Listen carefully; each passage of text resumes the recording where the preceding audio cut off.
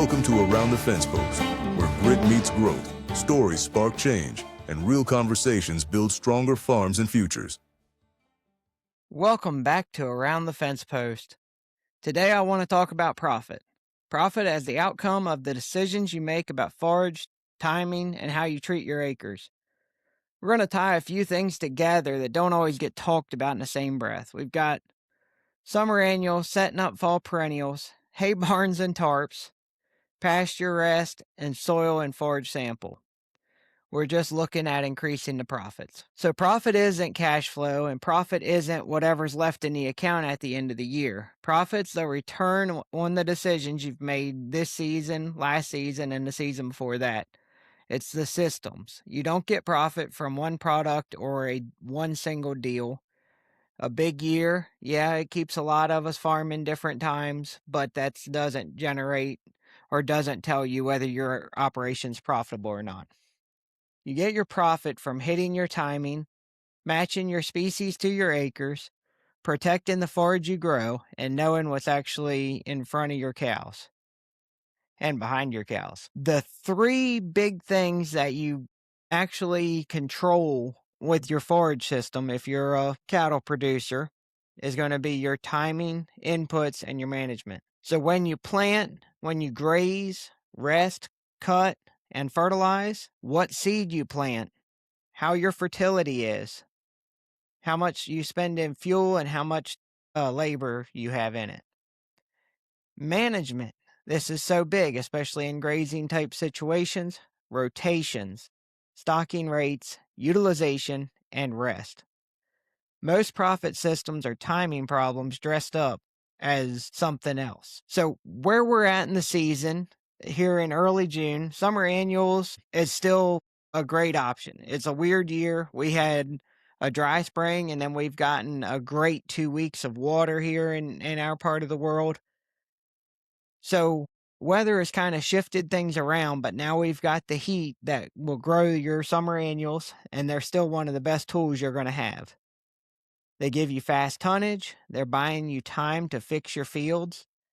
If you have some fields that you just want to rest, you can plant this in fields that you may be willing to sacrifice. They're going to set you up for fall perennials if you use them in a spray, smother, spray bridge. If you're short on forage or behind on acres, you can use sorghum Sudan or hybrids for the tonnage. You can graze it. You can make baleage, direct chop it if you wanted to.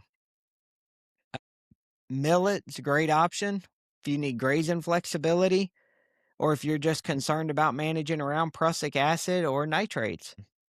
If you want to go with blends, I love blends. Add in 2 or 3 legumes, or get really creative and hit some of those 7 ways and different things that we sell and numerous other people sell. The point isn't to chase the perfect product, it's to fit your operation, and it keeps the forage in front of your cows and will protect your fall options. So if we can set up our fall perennials now, then we need to be doing that. If you want good perennials this fall, use your summer annuals to clean up your fields and suppress the weeds.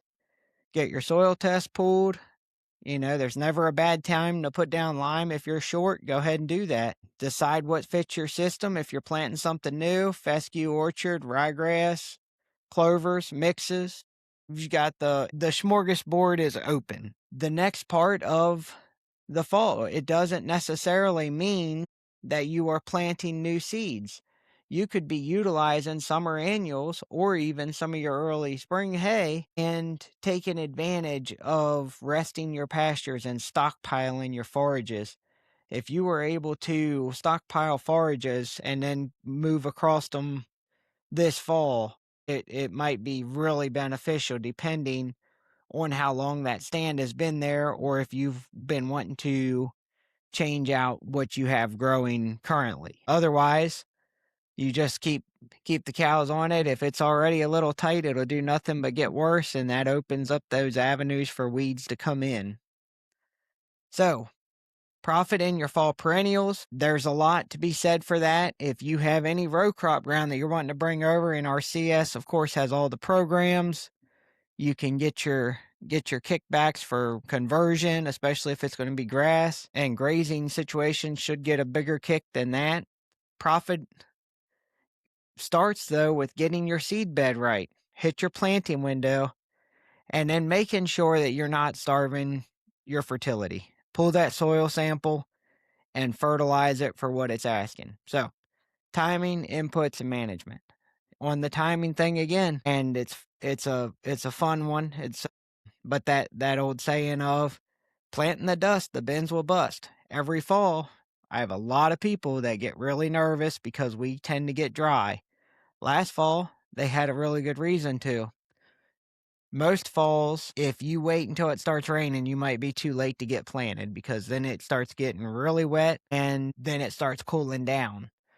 So you can kind of go a little bit too far both ways, which is not saying anything. And back on that, as far as last fall compared to any other fall, a great line I heard a couple days ago was that the way to spell normal is N-O-U.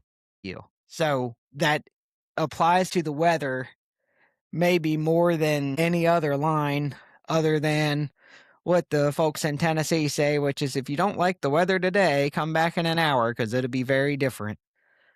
So those are all things to do that you can change that are going to adjust that profitability piece really rapidly for this year. So next thing, this is going to be a little bit of a pivot. Hay barns and tarps. Protecting what you have already put your money into.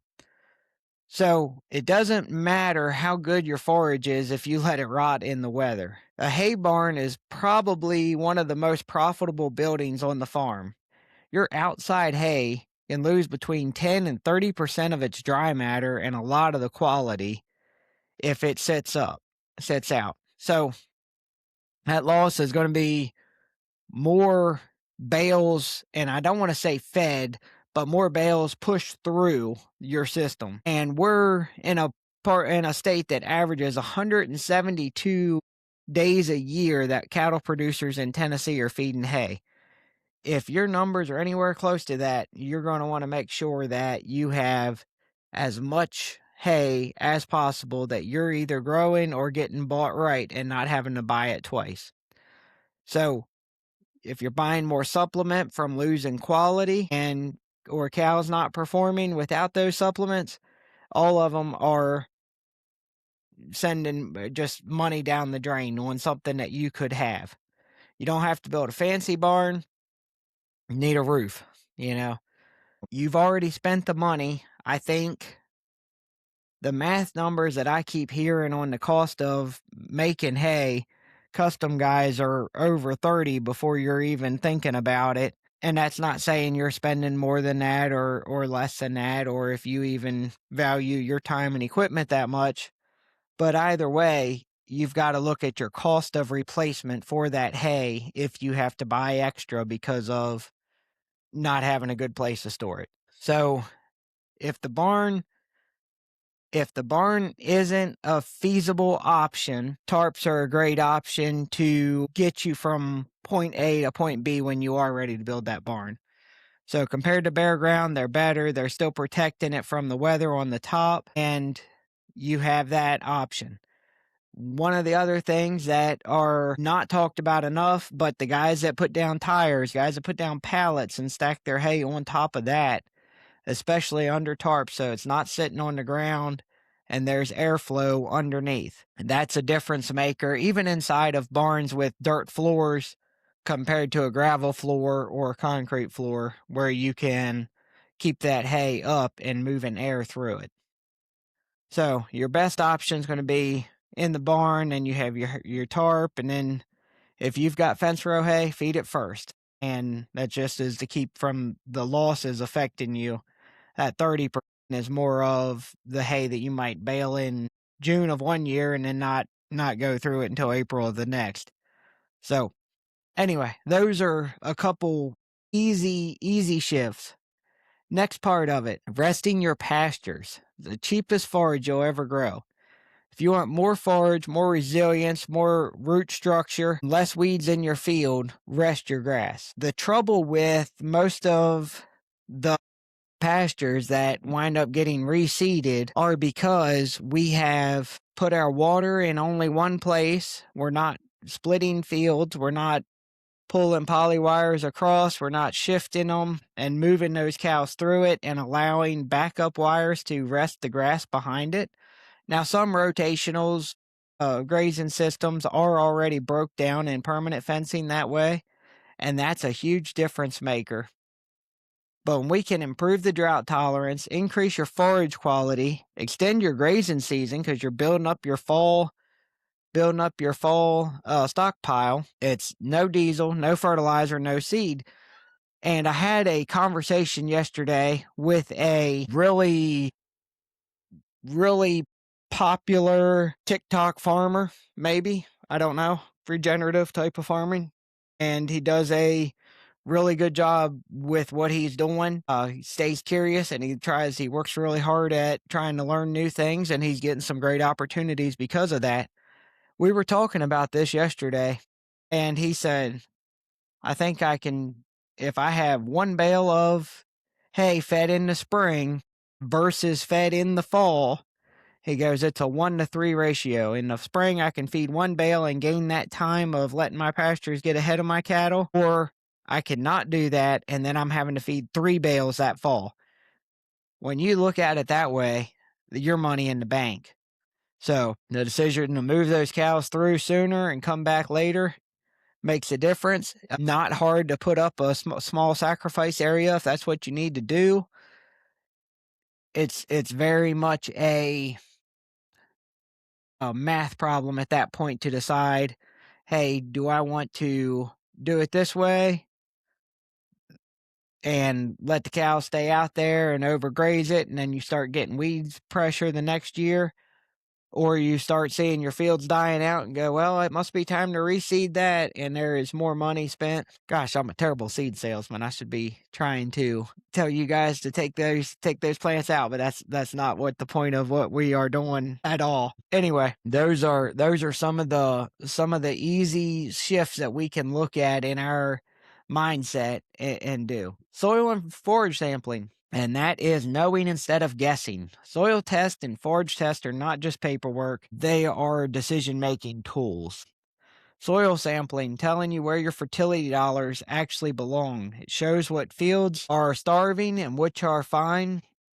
You know, you're getting an idea of what you need to put back out there and take care of them. And we don't tend to treat pastures the same way we do hay ground, and we definitely don't treat hay ground the same way we do row crop ground. So really being aggressive in managing these are going to be some of the profit keys, because you're maximizing your dollar. Otherwise, you're using this ground that cost you the same money as the rest of your farm did. And if you're not maximizing those, then you've just sacrificed it and then had to dilute that expense of those sacrificed acres onto the rest of your farm. Forage sampling is going to tell you what your cows are actually eating. You're going to match your supplement to what's in front of them. It's too easy for us to overfeed supplements when it comes to it. Protein tubs are a great example of that. Very rarely should your beef cow need that unless you are feeding them straw, essentially. You know, realistically, it should be when maybe if it's extremely cold, and your hay's just okay, or if you're, having a bunch of mamas and you want to push them a little bit and make sure they're okay. So being aware of what your hay is giving your cows nutritionally is going to be massive for your efficiency and your profits. Could be the energy, could be the protein, could be the fiber. But if you don't know, then you're guessing and you're just throwing money into something that you're not managing. Sampling's just turning your I thinks into your I, and these are basic. I have producers that will punch their information into AI and use what they come back at. And I know the nutritionists that I've had on here would not be thrilled with that, but we're talking about feeding a beef cow, and it's doable. And you can do that or you can reach out to your extension agents. You can talk to people like myself. You can talk to somebody at your local feed store. Somebody should be able to have some knowledge and awareness of what that actually means. If you don't have that, you're already in your quiver. So summer annuals, you have that option if you needed to get some fast summer forage, and you're going to get a really good return on investment with those because of the massive amount of tonnage they will make, high sugars, high digestible energy, and put a lot of beef on the hoof really, really fast, and it will rest your pastures. Fall perennials, if you need to go that route to plant new grass and start afresh and give you a long, smooth runway to go. Protecting your cost on your hay and keeping that potentially up to 30% extra cost a year out of your wallet, because that is a significant price point depending on how many animals you're running. Your pasture rest, you're growing more and better forage without having to use the checkbook so much. Soil and forage sampling, $10, $20 samples is a cheap expense to keep you from wasting money and guessing. Profit's not a mystery. It's knowing where to look for your pinch points and knowing where you can improve and manage better. So it's the outcome of the system that you're building on purpose. So profit's not made on sale day. My dad always would say, profit's made when you make the purchase, not when you make the sale. It's how well you protect, grow, and measure forage, and how consistently you're hitting your timing in a cow-calf operation. If this got you thinking about one of these things, or multiple of them, pick one. Decide which one you can do right now. Probably the worst thing to do is paralysis by analysis, and you sit there and go, I don't know which one to go with, and I can't afford to do all of them. Okay, pick one, and let's try something this season, and you can say next year, hey, Jacob, that really helped. Or you can say, hey, man, you steered me all wrong. And I'll take either piece of feedback. But these are some things that I talk about with guys that I visit with on a consistent basis. These are recurring situations that people have either done or need to do or want to do and improve their profits from that way. So thanks for listening to Around the Fence Post. Keep building systems that work, and we'll see you next time. As we wrap up today's episode, we hope something we shared helped you, challenged you, or gave you a new perspective. If even one moment stood out, please share this episode with someone who needs to hear it. That's how this community grows, one conversation at a time. You can find us as Around the Fence Post on Facebook and Wet Meadows Seed on Facebook and Instagram. We appreciate you being here. We'll see you next time, Around the Fence Post. As we wrap up today's episode, we hope something we shared helped you, challenged you, or gave you a new perspective. If even one moment stood out, please share this episode with someone who needs to hear it. That's how this community grows, one conversation at a time. You can find us as Around the Fence Post on Facebook and Wet Meadows Seed on Facebook and Instagram. We appreciate you being here. We'll see you next time, Around the Fence Post.